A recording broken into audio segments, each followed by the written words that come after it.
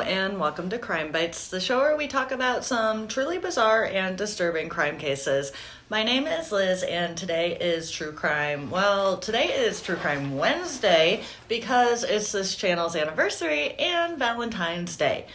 So last year I started this channel, and after a couple of hiccups, I'm still attempting to bring you some new cases or some fresh takes on some older cases, usually in story form and with a focus on some of the psychological aspects of the cases. So, for Valentine's Day, and happy Valentine's Day, everyone. I hope you all have an amazing one, whether you have someone to share it with or you're flying solo this year. I hope you have a great day. And if you're feeling a little down about your partner, this story may help because there is a pretty good chance that this guy is way worse than whatever loser you are stressing about today. So grab a box of chocolates and we're going to give our first douchebag of the year award out. And yeah, that might need to become a thing because they are out there in multitudes. So let's start off today by meeting Nicole Gordon and Jerrontae Cain. Nicole and Jerrontae were from right outside of Atlanta, Georgia, and they were both a little rough around the edges, if you will. Jerrontae wasn't exactly a gentleman. He had 13 arrests under his belt with things such as sexual battery on the roster. So when Nicole would go to visit her friends with black eyes and they would raise theirs, it was clear that the benefit of the doubt that they were attempting to give him was kind of lost, I guess, which is really sad. Nicole would find herself defending him and coming up with excuses, telling herself he could change because of the good that she did see in him, until the next time that they would fight and she would find herself back in this explaining game.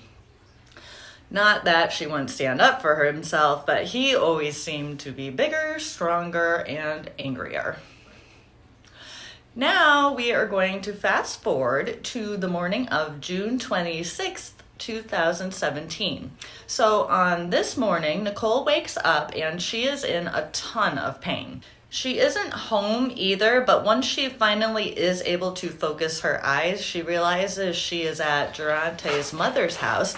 So at least she's somewhere safe, and she just closes her eyes and cries because the pain is so strong. Her head is pounding, so she just keeps her eyes closed and tries to wait for it to stop.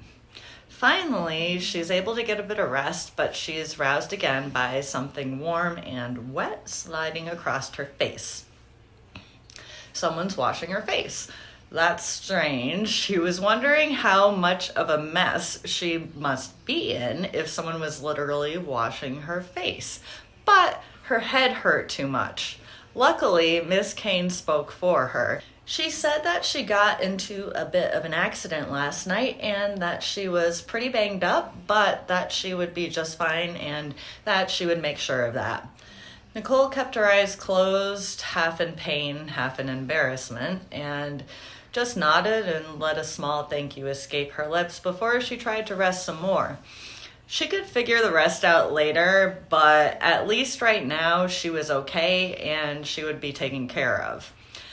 At least Jerrontae would make sure of that. Jerrontae. She suddenly remembered that they had gotten into a pretty huge fight last night, and it must be okay if she was at his mom's, but at the same time, something in the pit of her stomach just told her everything wasn't okay. Either way, right now her head just hurt too much, and she knew that she wouldn't be able to think things through in this state, so she just gave in and slipped back to sleep. When she woke up again, Miss Cain got her something to eat and drink, and she was surprised at how hungry she was. Jerrontae was there too, and he was looking at her like he was concerned. That was good. She didn't know if she could handle him being angry at her right now because her head still felt like it was going to explode. He told her what happened the night before. She had a few too many to drink. again and ended up crashing her car into a tree. And that made sense. Shit. She hung her head and winced. She remembered the glass shattering from the window next to her and then everything turning black. She had another random memory of being in Jerrontae's car, and then here she was at Miss Cain's. Now I've really done it, she thought. Alcohol was something that helped her deal with some of the things going on in her life lately, and sometimes it could get a little out of hand, but this was bad. Jerrontae surprisingly seemed to care more about how she was physically, so she told him everything hurt, and they both left her to rest again. When she was feeling a bit better, she was able to look in the mirror and saw a large cut over her left eyebrow, along with a few other scratches and areas that Miss Cain had treated the best that she could. God bless her. She spends a few more days resting and recovering and is surprised when overall she just doesn't feel any better. Jerrontae convinces her it's best not to go to the hospital because if she was to tell them what actually happened that night, it's going to lead to trouble because she was drinking and driving. Always a reason not to go to the hospital with Jerrontae, but this time he had a pretty good point. So she tried to go back home and get back to normal, but her short-term memory was getting worse by the day, and her speech wouldn't stop slurring. If it was a concussion, it was a pretty bad one, and she was beginning to wonder if she needed to throw caution to the wind and seek help despite Jerrontae's concerns. But she decided to wait just a little bit longer. Around a month later, one of Nicole's friends comes to visit her and is extremely surprised and concerned by how her friend is behaving. Her speech is slurred and she isn't remembering anything at all. Nicole explains what happened in the car crash a month prior, and her friend is shocked to learn that Nicole still has not been to the hospital yet, especially considering how she was acting and the pain that she was saying she was still in.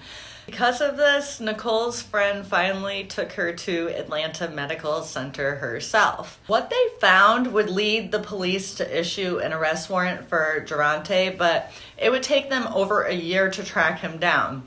In January of 2019, the police would finally find Jerrontae, who was still not ready to give up and attempted to hide in his attic, or the attic of where he was staying at least. It took over 2 hours for him to give up and finally surrender to the police.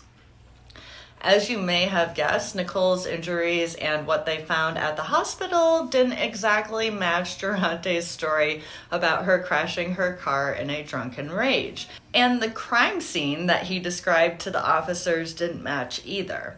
When the doctors scanned Nicole's head to attempt to figure out what was going on, they found a bullet lodged in her brain. A bullet. So on the night of June 25th, 2017, after another explosive argument, Jerrontae gets out of Nicole's car, walks around to her driver's side window, and just point blank fires around into her skull. That is why she remembers the glass shattering and nothing else.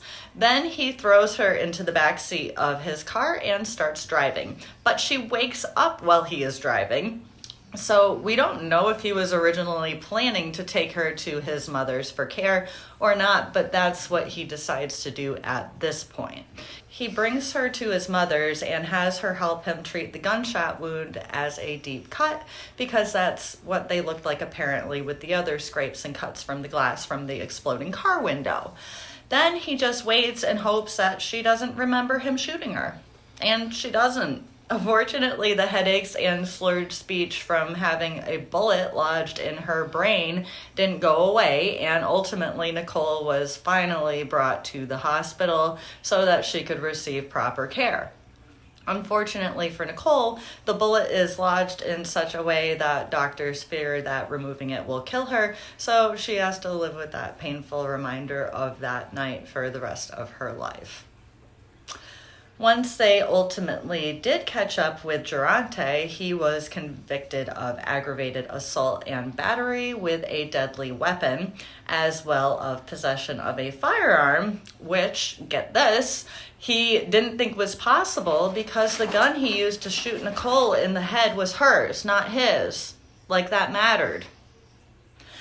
Anyways, he received a total of 30 years and has to serve 25 of them in prison. The final 5 will be served out on parole. And that is going to do it. But as always, let's try and end today on a more positive note. Today, I'm going to encourage you to stand up against domestic violence, and I want to highlight an organization that I've been wanting to get involved in for a while, so this year I am going to have to do so. Walk a Mile in Her Shoes. This is a national organization that pledges to stand up against domestic violence, then does so literally with their marches where both men and women walk a mile in red stilettos to stand up together against sexualized domestic violence. Now, sexualized domestic violence is something that is perpetuated in many cultures and is primarily male against female, although there are certainly versions of females against males and homosexual sexualized violence as well. It is loosely defined as any act of physical or psychological violence targeting sexuality or gender and used to undermine a person's sexual or gender integrity. Anyways, participants of this march walk a mile in these red stilettos as a literal way of saying, I will walk a mile in your shoes to stand up against this awful reality that literally everyone is affected by, whether they do realize it or not, close or less close. So yes, put that on my list of things to do this year, and I hope you might consider doing something like this or something to stand up for domestic violence as well. I'll leave a link to their website as well as a few others to get involved in the description, as well as the domestic violence hotline if you are in need of that. It is truly never too late to get out, and there really are a lot of people out there who do care. Until I see you guys again, I hope you all have an excellent Valentine's Day. Definitely don't behave like our douchebag of the year, Cain, and stay safe out there. Bye!